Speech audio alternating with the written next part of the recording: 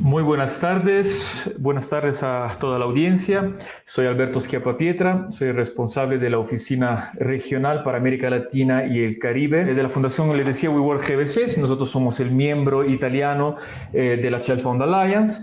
Hoy me encuentro aquí en ese panel acompañado por Pedro Ariasa, que es el Global Specialist en enfoque de protección comunitaria en WeWork GBC, quien además está conectado en este momento desde nuestra Oficina Global de Protección en Túnez. Bienvenido, Pedro.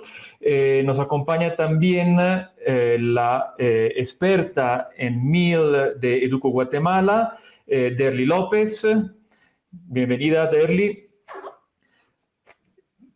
Tenemos además Víctor Reñasco, especialista en habilidades para la vida de Children Believe desde Nicaragua. Víctor, bienvenido. Y nos acompaña también Pablo Alonso, que es el director regional por Techo International, que nos habla desde Guatemala. Pablo, bienvenido a vos también. Bueno, empezamos entonces nuestro panel. Creo que quienes nos antecedieron ayer y hoy ya pusieron un poco en evidencia, ¿no? De manera absolutamente exhaustiva, lo que son las causas estructurales que están incrementando los niveles de pobreza, de desigualdad y de aislamiento de las comunidades en Centroamérica. Necesitamos reconsiderar las relaciones entre actores, fomentar el trabajo colaborativo y poner en el centro la población afectada para identificar los riesgos de protección de grupos particularmente vulnerables en las comunidades. Pensar las intervenciones no solo en una óptica de emergencia, de atacar solamente lo que son los efectos inmediatos, sino con un enfoque de triple nexo, ¿no? Que contemplen también aspectos relacionados con conflictos, con eventos climatológicos y elementos de desarrollo para que nos permitan de trabajar también en lo que es la prevención y la planificación, partiendo de un análisis multisectorial, multidimensional, para poder encontrar las causas primarias y atacarlas desde sus raíces y no solamente paliar los efectos. O sea, ya no hay otra manera que trabajar lo que son las causas, ¿no? que subyacen a la problemática. Y no lo podemos hacer de manera aislada.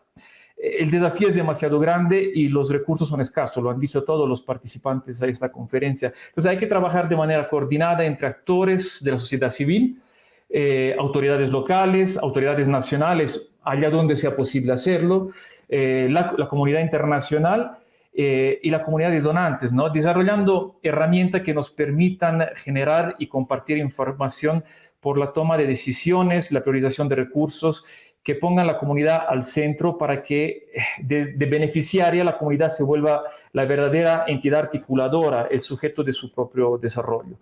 Por este motivo, WeWork y Child Fund Alliance han utilizado una metodología de diagnóstico participativo, el Community Protection Approach, CPA, que ha sido reconocida a principios de este año con el primer premio en el concurso sobre buenas prácticas de protección de Interaction.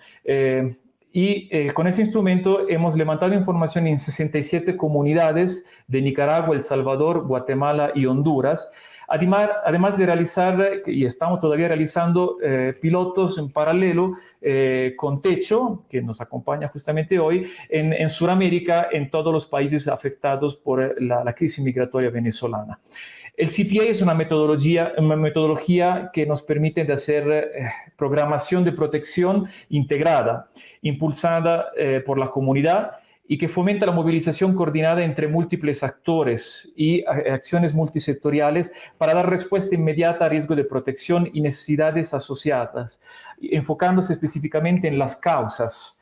La plataforma entonces nos ayuda a aglutinar actores y en esto hemos intentado usar una tecnología que nos permita favorecer el involucramiento de la comunidad y los actores locales. El CPA genera y comparte información, monitorea el estado de salud de una comunidad a través de más de 70 indicadores multisectoriales estandarizados a nivel internacional y a través de una plataforma web que tiene un acceso limitado por una cuestión de data protection, pero que está pensada justamente para favorecer este intercambio y diferentes herramientas de abordaje comunitario que nos permitan a la comunidad de instaurar un diálogo tanto con autoridades locales como con la sociedad civil, cooperación internacional y también el sector privado. El ejercicio conjunto que hoy les vamos un poco a presentar ha sido llevado adelante por la Child Fund Alliance en Centroamérica y tiene como objetivo justamente amplificar las voces de las comunidades vulnerables con alto riesgo de la migración.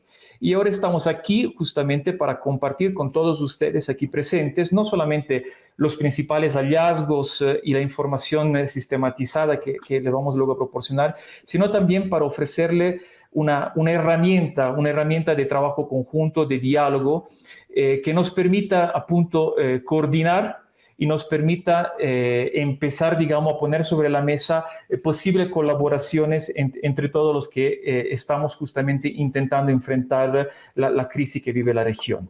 El programa ha sido implementado aquí en Centroamérica por los miembros de Child Fund Alliance, Child Fund International, Children Believe, Educo y WeWorld, y con la contribución fundamental de todos nuestros partners nacionales. Dando inicio entonces un poquito a este, digamos, panel, daría la palabra al primer panelista, que sería Pedro, quien nos va un poquito a presentar justamente algún detalle más sobre el ejercicio que hemos realizado, la herramienta, la metodología que se utilizó y los principales hallazgos que hemos tenido con ese ejercicio conjunto. Pedro, a ti la palabra. Muchísimas gracias, Alberto, por el espacio. Solo me pueden confirmar que pueden ver la pantalla, por favor. Sí se visualiza, Pedro. Muchas gracias. Perfecto, muchas gracias.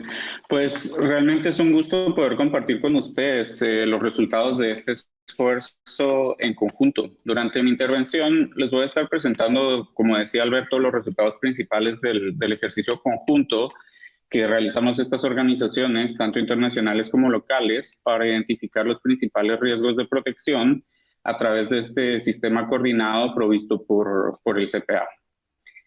Durante este mes de implementación hemos logrado alcanzar a más de 11,000 hogares en los 4 países mencionados, en el marco de una metodología que a través de un solo ejercicio de recolección de información nos permite obtener datos cuantitativos, datos cualitativos, generados tanto en datos brutos como en indicadores de riesgos de protección, que más adelante les voy a poder estar mostrando.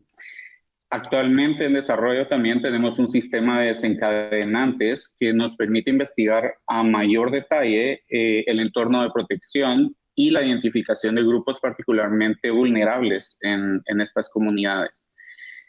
Este sistema de recolección de información es realmente solamente el primer paso en un sistema que está buscando generar estrategias participativas comunitarias que respondan a los principales problemas de protección que hemos identificado. Entonces, es una metodología que va más allá de simplemente de un simple asesoramiento y evaluación de los riesgos, sino enfocado a la acción y la generación de planes junto a las comunidades.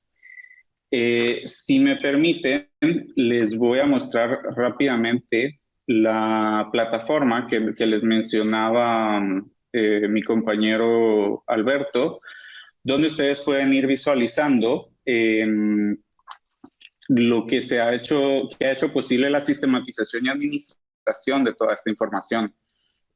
No solo nos ayuda a facilitar y hacer más eficiente el trabajo en campo a través de indicadores de control de calidad automáticos, por supuesto, cuando se está trabajando en el campo, sino que nos ha permitido realizar revisión en remoto y en tiempo real de todo el trabajo en campo que se está realizando. Por ejemplo, aquí podemos ver diferentes características de las comunidades en que podemos caracterizar a través de dashboards en tiempo real la caracterización de las situaciones de vulnerabilidad de hogares. ¿Ok?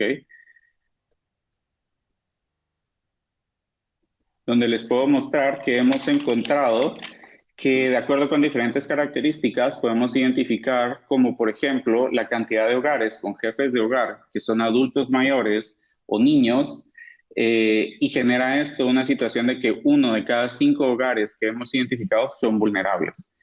Este tipo de información nos permite visibilizar a los grupos poblacionales especialmente vulnerables y nos está permitiendo trabajar junto a la comunidad en identificar las acciones que van enfocadas a cubrir estas necesidades y además conectar a las comunidades con los titulares de derechos respectivos. En este ejemplo también, por ejemplo, podrán observar cómo hemos logrado capturar el tiempo promedio que toma a las comunidades acceder a servicios básicos como la educación, la salud, pero lo más importante para nosotros es el potencial de realizar un análisis continuo en estas comunidades que nos permite identificar y caracterizar cuáles son las causas específicas por país, por departamento, por región y hasta por comunidad, y saber de qué manera podemos ajustar las diferentes estrategias para ayudar a mejorar el acceso significativo a estos países. Ahora, si me permiten, voy a regresar a la presentación para mostrarle algunos datos relevantes.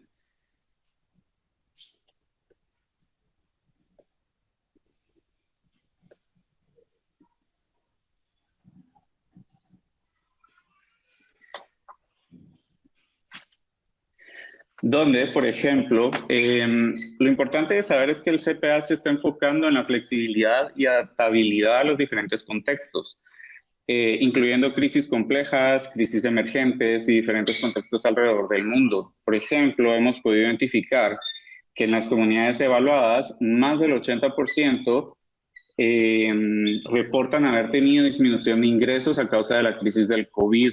Más del 75% de hogares reportan haber perdido su trabajo durante este momento. Esta situación es preocupante al entender que la falta de ingresos regulares puede agravar la situación de desnutrición crónica infantil, que es un problema siempre presente en comunidades centroamericanas. Gracias al asesoramiento que hemos identificado, hemos podido ver que casi el 40% de hogares en el último mes, durante el mes de octubre, reporta haber tenido casos de desnutrición crónica infantil en los últimos 3 meses, lo cual revela un problema grave. Ahora, algo sumamente relevante es la generación de indicadores de riesgo de protección, que nos permite caracterizar y realizar estudios comparativos a nivel regional, nacional y, como les decía, a nivel local y comunitario, para entender cuáles son las necesidades sectoriales y guiar el diseño de programas específicos hacia estas acciones que respondan a los problemas que hemos identificado. En este ejercicio específico que hemos realizado con Child Fund y otros aliados estratégicos locales, hemos generado más de 80 indicadores cuantitativos de riesgo de protección en 12 sectores de acción. No solo para esto, sino también para caracterizar el marco de seguridad y dignidad, que incluye temas como participación y empoderamiento, acceso significativo y disponibilidad de servicios.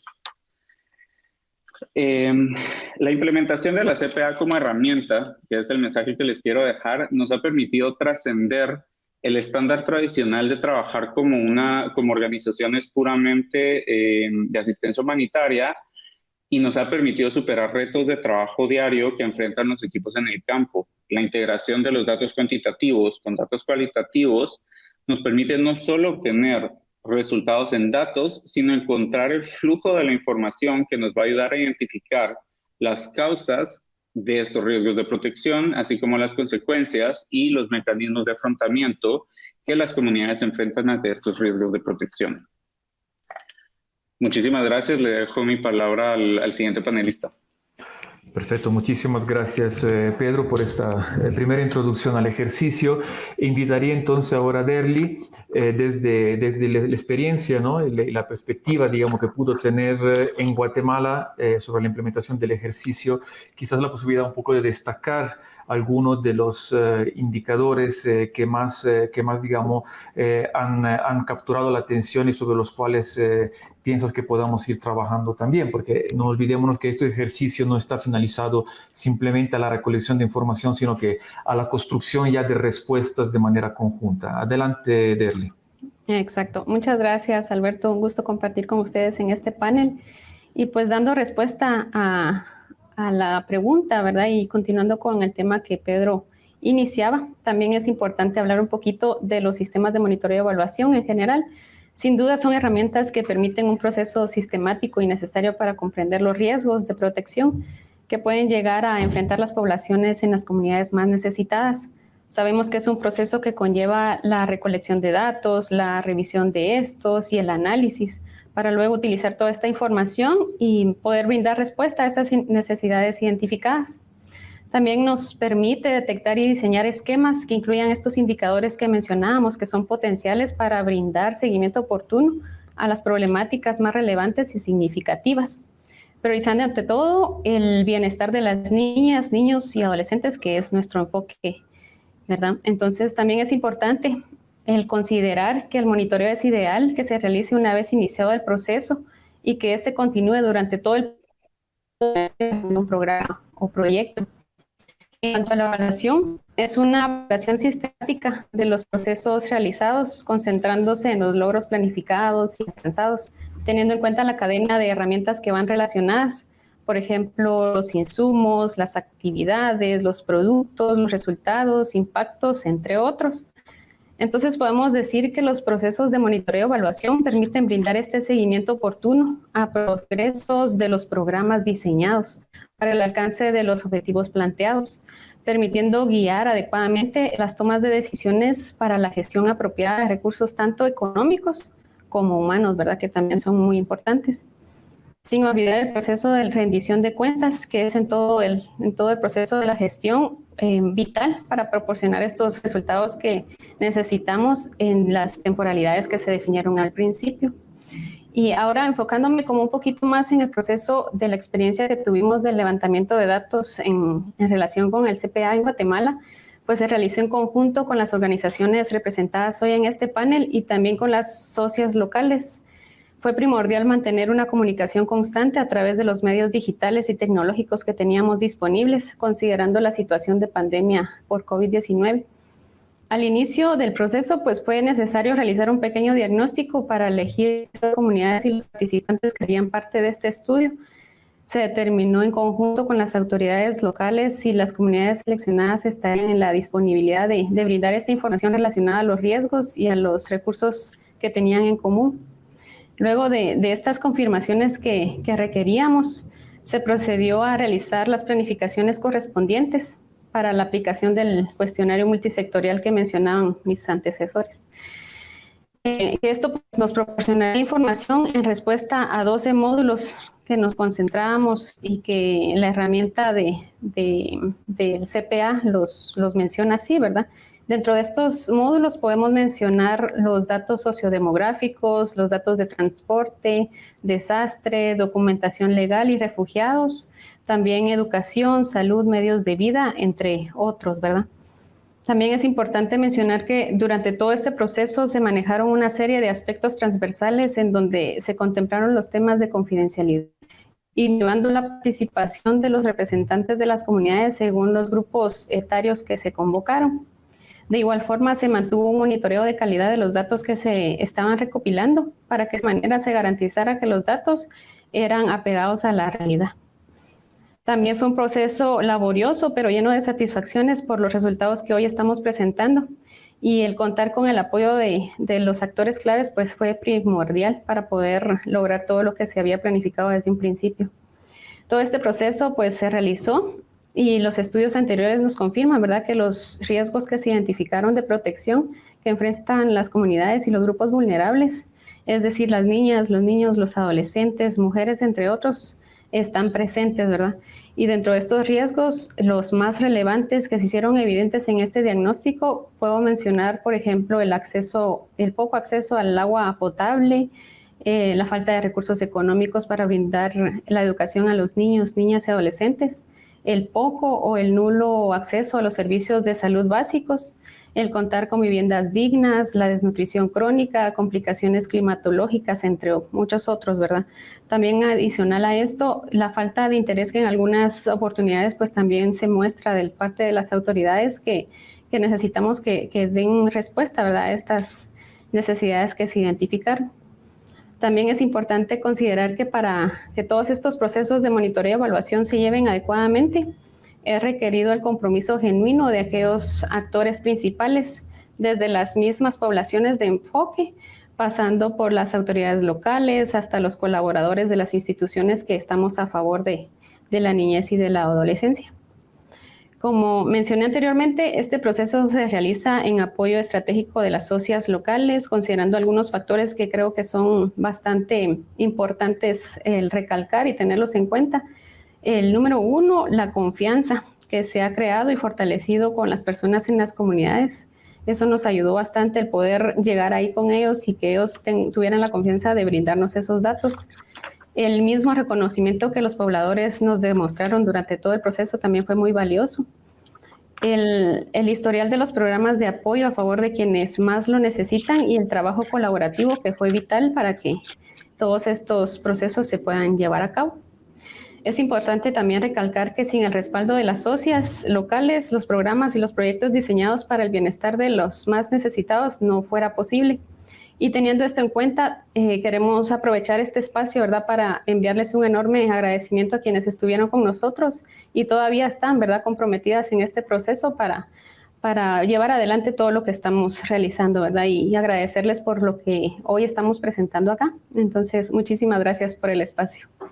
Cedo el espacio para... Muchas gracias, Derly. Muchas gracias. Creo que sí, es muy importante lo que dijiste, ¿no? La construcción de confianza con la comunidad, porque al final justamente ellos nos están permitiendo también de conocer su realidad, pero también tenemos que tener responsabilidad con esta información justamente que ellos nos confían. Pasaría entonces la palabra a Víctor, que nos va un poquito más a profundizar los aspectos relacionados sobre todo al acceso a los servicios básicos que se han identificado justamente. Antesito, Víctor, quisiera solo mencionar a las personas que nos están escribiendo en el chat. Vamos a concluir esta primera ronda y ya vamos a tener un espacio justamente para que cada panelista pueda también responder justamente a las solicitudes que nos están haciendo en el chat. Entonces, dejaría la palabra a Víctor, por favor. Muchas gracias, Alberto. Bueno, creo que en este ejercicio que hemos realizado con el CPA ha sido clave para identificar cuáles son las oportunidades que como organizaciones de sociedad civil y organizaciones internacionales podemos hacer para generar las oportunidades que aporten a un acceso significativo, bien lo decía, particularmente a aquellos grupos que son vulnerables a servicios básicos, incluyendo la educación formal y también fuera de la formalidad, a programas de tecnificación y además porque se hace relevante asegurar las condiciones para una vida segura y digna. La información que pudimos recapitular en este ejercicio tiene que ver con cómo las poblaciones podían tener acceso seguro a estos programas de educación formal, los niños que estaban atendiendo a la educación pública secundaria, y también logramos identificar algunos de los obstáculos que ellos mencionaban en torno al acceso de educación específicamente a las niñas, que es un grupo altamente vulnerable. En este ejercicio también pudimos identificar cuáles son algunos de los obstáculos del acceso a niñez también con discapacidad, niños con discapacidad. Y también pudimos identificar todo el tema de calidad educativa en escuelas públicas, ya sea primaria, secundaria, el tema de la disponibilidad también de esta educación para la niñez y la adolescencia y el número de la población que tenía o que no tenía, más bien dicho, disponibilidad a una educación informal. Entonces, toda esta información que se ha recapitulado y que hemos venido procesando durante este mes, como ya decían mis colegas, nos ha permitido o nos va a permitir a nosotros seguir trabajando y fortaleciendo esas oportunidades. Yo creo que podemos identificar claramente que lo que nosotros buscamos es responder a las barreras que hay para la calidad educativa, para la niñez y la adolescencia y las adolescentes mujeres. Y para eso, pues nosotros tenemos que atender a estas poblaciones en la etapa del desarrollo que ellos se encuentren. Lo que buscamos es cómo reducir esas brechas de educación, de calidad de la educación, en el tema de protección a nivel comunitario, en el tema de salud, en el tema de nutrición o medios de vida, que son algunos de los ejemplos de la información que se recapituló, cómo nosotros podemos desarrollar estrategias y modelos que sean disruptivos. Una de las cosas que nuestras organizaciones buscan es cómo podemos adaptarnos. Ya decía Pedro, la pandemia ha venido a cambiar totalmente la realidad de muchas de las comunidades y las familias con las que trabajamos, y lo que buscamos es promover esos entornos seguros y amigables para la niñez y la adolescencia, y este ejercicio nos permite hacer una intervención basada en datos, pero los datos tienen que luego convertirse en una realidad que toque a las comunidades, que toque a las familias, que esté adaptado a las condiciones socioeconómicas en las que puedan vivir, y cómo nosotros también aportamos a programas al desarrollo de programas y políticas o a su implementación a nivel local, sobre todo para que garanticemos la salvaguarda de la niñez, de las comunidades donde nosotros trabajamos. Yo creo que este ejercicio también nos ha permitido a nosotros saber que una intervención en alianza, ya lo decía Derly, es clave. Con las socias con las que hemos trabajado y levantado esta información en la región, nos ha permitido identificar que no podemos trabajar como un silo, sino que las alianzas son claves para aportar a temas como los objetivos de desarrollo sostenible, y cómo nuestras organizaciones a nivel local, regional y nacional podemos mejorar o contribuir a mejorar las condiciones de la niñez para, por ejemplo, evitar una migración irregular o una migración forzada, para escuchar las voces de las comunidades en donde estamos trabajando, de las mismas niñas, niños, adolescentes, y que además podamos promover un desarrollo comunitario. Yo creo que los datos son claves porque nos dan información concreta de las comunidades donde nosotros estamos trabajando, pero luego esos datos se convierten en una realidad en nuestros programas y proyectos. Y trabajar en alianza con el sector privado, con el sector público, incluso en este espacio en el que estamos como una plataforma regional, nos permite una intervención que pueda llegar a impactar la vida de las niñas, niños y adolescentes con las que trabajamos en condiciones de vulnerabilidad. Y creo que también es importante mencionar que las comunidades con las que nosotros trabajamos, una de las propuestas que hemos venido desarrollando ha sido cómo acercar ese acceso a servicios en calidad educativa, en protección, en salud y a fortalecimiento de capacidades también más allá de estos espacios, cómo construir esas redes de apoyos a nivel comunitario para apoyo a protección, y también cómo aportar en las comunidades con las que nosotros trabajamos a desarrollar sus medios de vida. Y eso implica fortalecer sus capacidades personales, sus habilidades para la vida, implica que las comunidades prosperen y que haya mejores condiciones para que las niñas, niños y adolescentes en condiciones de vulnerabilidad, su familia y las mujeres puedan sentirse seguras y protegidos, que haya, como decía Derly, también un tema de accountability o de cómo ellos pueden reconocer lo que estamos haciendo y lo que se está haciendo en las comunidades. Entonces yo me gustaría cerrar diciendo de que este ejercicio que hemos realizado es para compartir con otras organizaciones a nivel regional, otras organizaciones que se puedan sumar y que puedan trabajar de la mano con nosotros, porque los datos son necesarios para hacer una intervención en alianza. Y creo que el desarrollo comunitario es posible si podemos unir esfuerzos. Creo que eso es clave. Hay aprendizajes y lecciones aprendidas. Creo que también podemos escalar o escalabilizar de lo local a lo nacional o a lo regional alguna de estas experiencias, y creo que también es clave que cada uno de nosotros pueda ver cuál es el rol que tenemos en el ecosistema, y de ahí poder hacer una intervención que nos permita contribuir al desarrollo y a las oportunidades que generamos a las niñas, niños y adolescentes. Muchas gracias.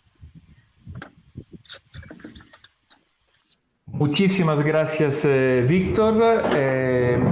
pasaría inmediatamente la palabra a Pablo, porque nos están llegando también varias preguntas y queremos justamente dar espacio también, ¿no?, a las personas que nos están siguiendo. Pablo, por favor, te pediría un poquito de enfocar en tu intervención sobre, gracias, digamos, sobre todo sobre la experiencia que ha desarrollado Techo en cuanto a participación comunitaria, ¿no?, a cómo logran, digamos, involucrar constantemente a la comunidad en un proceso continuo de diálogo y de construcción, digamos, de confianza. Adelante, Pablo. Hola, muy buena tarde a todos y a todas. Definitivamente es un gusto compartir el panel con cada uno de ustedes. Específicamente en Techo Guatemala, pues hemos empezado a trabajar ya desde hace mucho tiempo atrás, pero el trabajo comunitario ha sido quizá uno de los retos más importantes y más grandes que hemos tenido en los últimos años atrás. Pero antes de todo ello, empezaría a decir que el día de hoy definitivamente fue un reto muy grande, porque el reto comenzó desde las actividades que teníamos que hacer en terreno, y por ello hablo de la comunidad desde la comunidad, ¿verdad? Esto es algo muy importante que consideramos nosotros desde Techo Guatemala, no dejar desatendidos ninguna de las acciones que nuevamente pues, pueden ayudar a construir mejores comunidades y comunidades sostenibles. Me gustaría empezar hablando un poquito, o en este caso porque lo considero muy importante, sobre el poder local. El local, el cual podemos entender como ese poder que tienen los diferentes actores dentro de la sociedad. Háblese de actores particulares, institucionales, económicos, culturales, sociales, y que estos interactúan específicamente dentro del territorio o comunidad donde constantemente se trabaja. Esta participación puede ser directa o indirectamente en la toma de decisiones, y que esto es muy importante dentro de esta construcción social que se está haciendo en cada una de las comunidades. Por otra parte, la participación ciudadana entendemos que es un derecho y es una obligación como todos y todas tenemos en esta ciudadanía activa, o en esta ciudadanía que podemos ejercitar a través de diversas acciones, ¿no? Y entonces es importante que las personas que viven dentro de una democracia pues no dejen de vivir, la verdad, no dejen de estar presentes en cada una de las actividades que puedan llevarlo, ya que al bajar en este caso la participación, esto hace el camino mucho más fácil para las otras personas que abusan de poder, o para otras personas que verdaderamente no buscan esa participación comunitaria. Me gusta mencionar que participar, esto es algo muy personal también, y me gusta mucho mencionar que participar es también pertenecer de forma voluntaria a un grupo, a un movimiento, a una asociación, y que también es opinar o discutir con franqueza, ¿verdad? Sin temor, aun cuando sabemos que nos vamos a topar en diferentes espacios con opiniones que no son idénticas a las que nosotros tenemos, y que esto hace esa riqueza en cuanto a la construcción de opiniones, en cuanto a la construcción para luego realizar acciones. Una de las principales ventajas que tiene la participación comunitaria en todos los espacios de la vida dentro de la sociedad, y específicamente por parte de los liderazgos comunitarios, es el involucramiento en la planificación, en la ejecución y sobre todo en la evaluación de los proyectos que se desarrollan dentro de las comunidades. Definitivamente nosotros no podríamos tener un éxito si no llegamos a las comunidades con planes específicamente que nos ayuden y que construyamos en conjunto, y que ese pensamiento colectivo se traslade a proyectos, ¿verdad? En este caso, la mayor cantidad de personas trabaja desde diversas acciones, y en la comunidad pues se conocen estas, ¿verdad? Las comunidades son quienes mejor conocen su entorno y quienes mejor conocen las ventajas y desventajas que tienen para solventar estas necesidades que aquejan a cada una de las comunidades. Y por último ahí, creo también que es muy importante la participación colectiva de vecinos y vecinas de las comunidades. Esto es lo fundamental.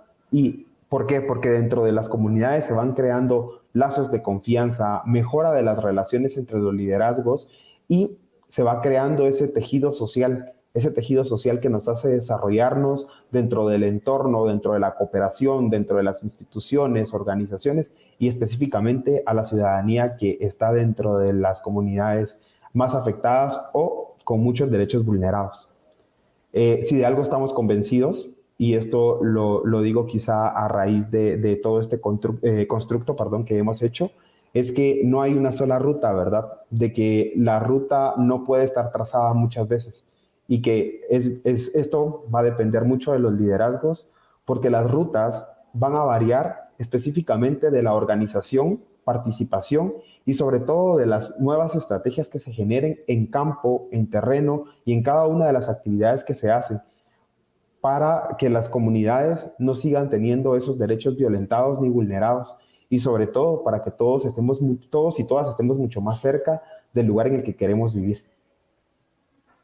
Muchas gracias Pablo. Me quedo de verdad con y desde la comunidad, ¿no? La necesidad de verdad de localizar también la toma de decisiones, ¿no? La comunidad como el centro, digamos, y también la entidad que articula toda la intervención. Después de esa primera ronda, quisiera darle espacio un poquito a los panelistas para también un poquito responder justamente a las inquietudes que han surgido en el chat. Empezaría con la pregunta, ¿cómo se maneja la recolección de datos e indicadores con poblaciones con idioma diverso en las diferentes comunidades? Entre los panelistas, no sé si Derly, tal vez puedes tú responder a esa pregunta que nos llega desde el público. Sí, con mucho gusto. Gracias, Alberto, por plantearla, y a la persona también que nos la compartía. Tal vez para darles respuesta, previo a la aplicación de la herramienta, ¿verdad? Se realizó un sondeo para verificar estos idiomas en los que sería aplicado el cuestionario. Se confirmó con las poblaciones, con las autoridades locales y con los socios locales, y se realizó una contextualización previa. Ya al momento de la aplicación en el campo, con los socios, quienes manejan abiertamente, ¿verdad?, este idioma en el que se iba a aplicar, se iban haciendo estas recolecciones de manera simultánea. Entonces, esto nos permitía de una mejor manera ir recolectando estos datitos. Muchas gracias. Muchas gracias, Derly. Entonces, sí, hay todo un trabajo exacto de contextualización, ¿no? También de los cuestionarios vienen preparados por tiempo, con todos los técnicos, se hace toda una revisión, no solamente, digamos, del idioma, sino también de los conceptos mismos que pueden variar un poco de una zona a la otra.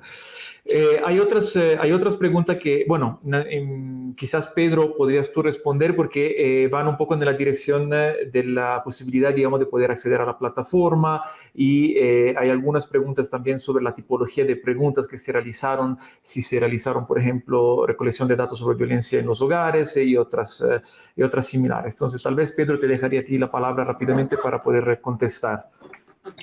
Claro, pues muchísimas gracias por el espacio y también por las preguntas generadas. El mensaje principal respecto a la visualización de la información es que aún estamos cerrando los últimos detalles de visualización, porque incluso durante el día de hoy, el día de ayer, estábamos recolectando información en el campo, pero en cuanto hayamos acabado, estamos totalmente abiertos a compartir. Al final de este panel, ustedes van a poder ver los correos electrónicos a los que se pueden comunicar con nosotros. Igual los vamos a dejar escritos en el chat para que se puedan comunicar con cualquiera de los miembros del panel para solicitar el acceso y la visualización de esta información, que por supuesto se va a poder estar compartiendo. Porque ese es uno de los mensajes principales que queremos dejar al finalizar este panel, y es la idea que este ejercicio que hemos realizado en conjunto es un ejercicio porque creemos de que un trabajo colectivo es lo que va a llevar a una verdadera disminución de los riesgos de protección en las comunidades centroamericanas, y uno de los aspectos fundamentales de esto es el estar abiertos a compartir nuestra información, y no solo nuestra información, sino nuestras mejores prácticas, nuestras herramientas, nuestro enfoque, nuestra metodología, nuestros paquetes de entrenamiento. O sea, estamos abiertos a compartir toda esta información y todas estas prácticas con organizaciones internacionales, locales, donantes y para todos los niveles, porque eso es el mensaje principal de la CPA, que está construida de una manera que es adaptable a los diferentes ciclos programáticos, ciclos de proyectos de las diferentes organizaciones, y adaptable a los diferentes objetivos que se quieran realizar dependiendo de los mandatos que trabajan las diferentes organizaciones. Respondiendo un poquito al tema específico de violencia en hogares, sí, el cuestionario multisectorial tiene específicos sectores para tratar de identificar información acerca de violencia en la comunidad, violencia en la educación, pero además la CPA cuenta con un componente específico que no ha sido implementado, porque como hemos mencionado, este es el primer paso solamente de un proceso completo.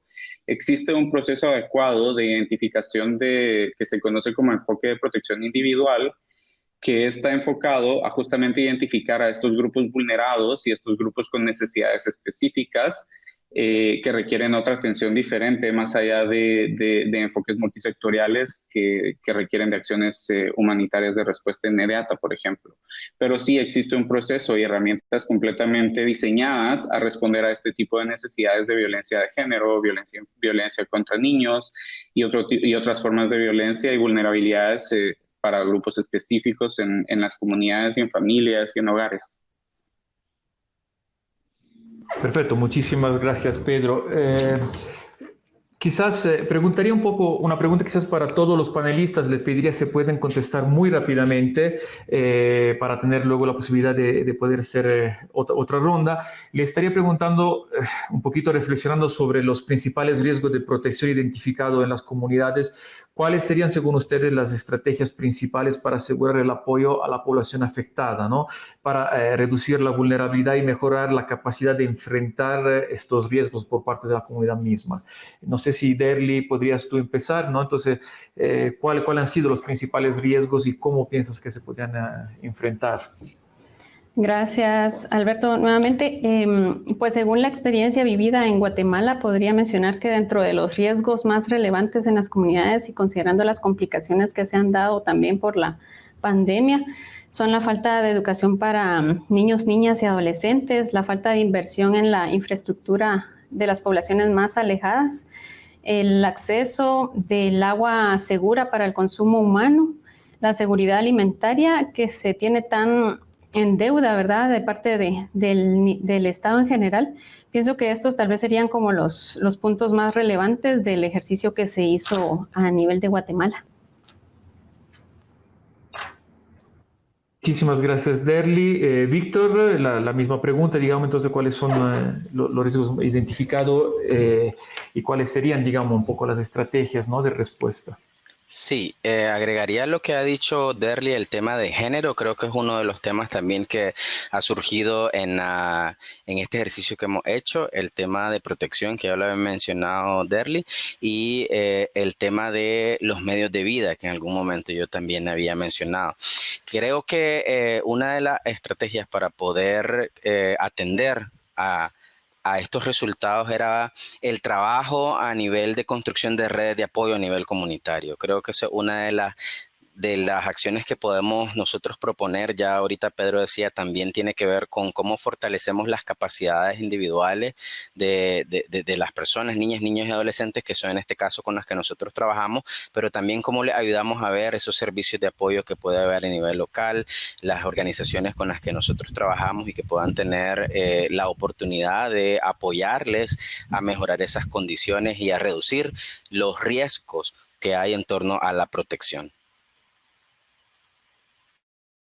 Muchísimas gracias también de verdad por el gran trabajo de síntesis. Pedro, también a ti un rato la palabra, siempre la misma pregunta. Por supuesto. Bueno, algo importante que cabe resaltar es que el ejercicio que hemos realizado y los resultados que hemos mostrado brevemente y muy resumidos realmente nos muestran una necesidad clara de generar estrategias participativas con la comunidad. Una de las prioridades más importantes a nivel regional de Centroamérica es implementar estrategias intersectoriales de protección e inclusión social y económica, y el trabajo en conjunto como alianza con otras organizaciones sociales locales. Realmente este trabajo es lo que nos permite generar estrategias reales de respuesta a estos programas de protección.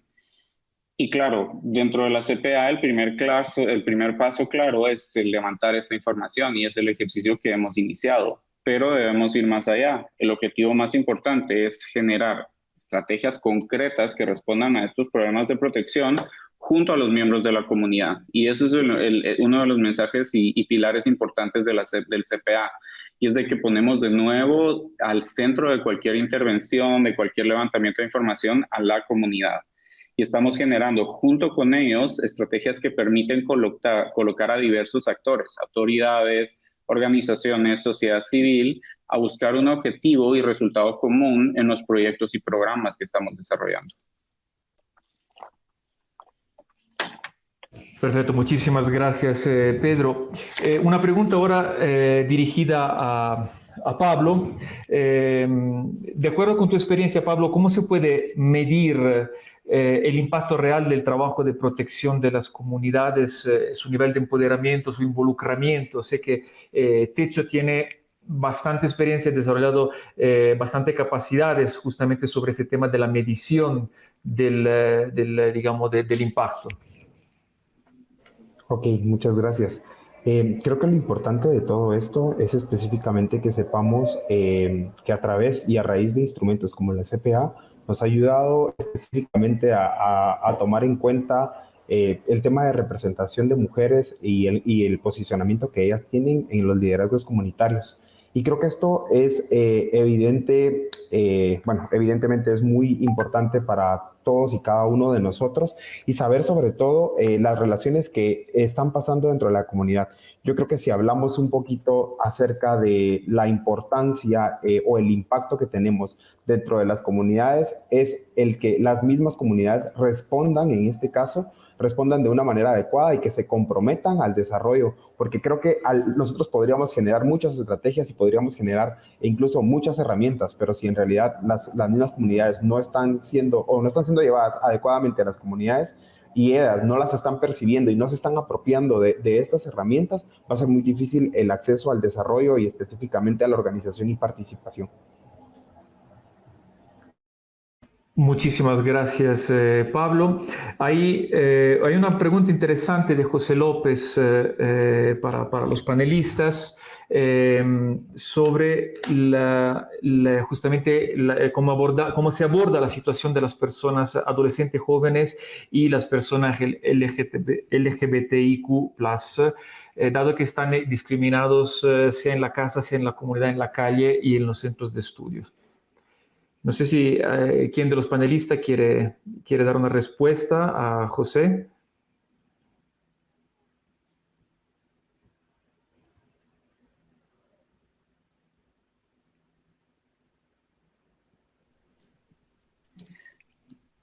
A ver, puedo responder brevemente un poco respecto a la inclusión de diferentes grupos.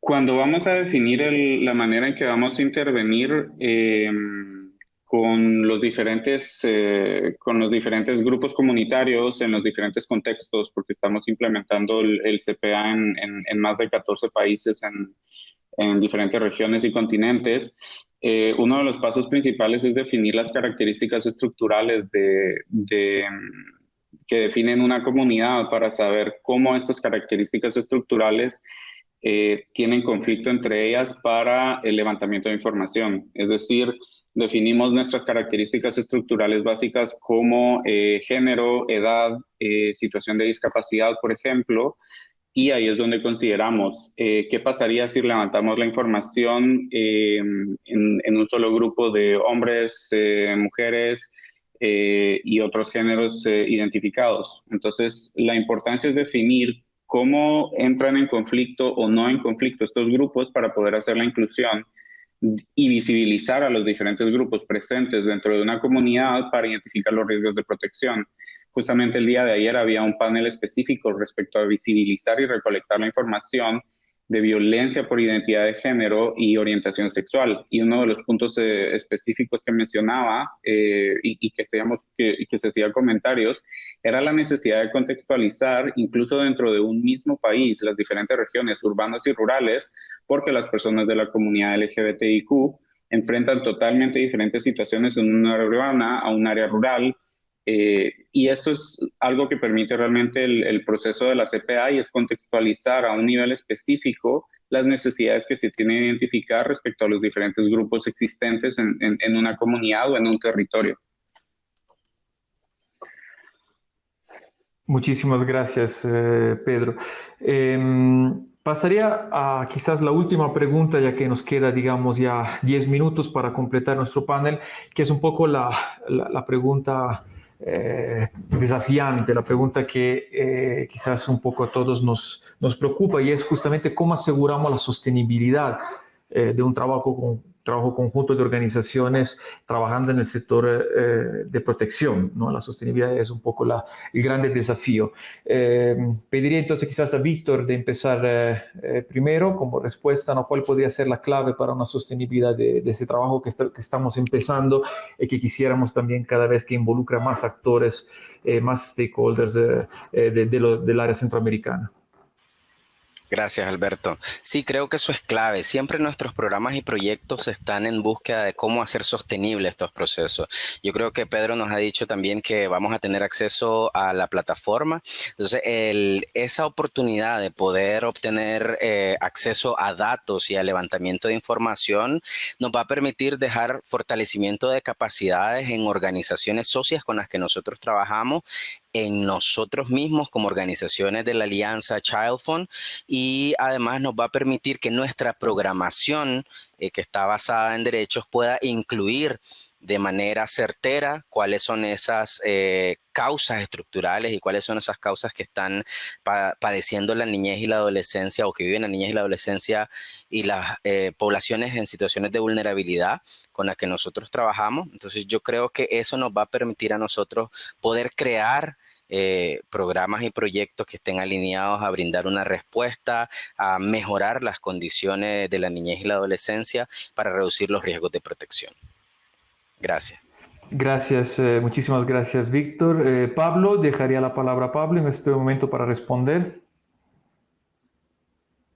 Yo creo que también es muy importante reconocer muchísimo de lo que estamos realizando en cada una de las acciones dentro de las comunidades.